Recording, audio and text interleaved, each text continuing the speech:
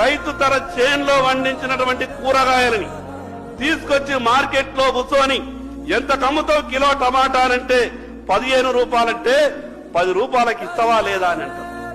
ఇక్కడనేమో 200 రూపాయల టిఫిన్ చేస్తే 200 రూపాయల టిఫిన్ కు బిల్లు కట్టి 100-200 రూపాయలు టిప్పియడానికి మనసొప్పుతుంది గాని అక్కడ 15 రూపాయల కిలో టమాటాలు అమ్మితే 10కి ఇస్తే తీసుకుంటా లేకుంటే లేదనే విధంగా ఆ రకమైనటువంటి అవమానాలను రైతు భరిస్తున్నాడు అధ్యక్ష.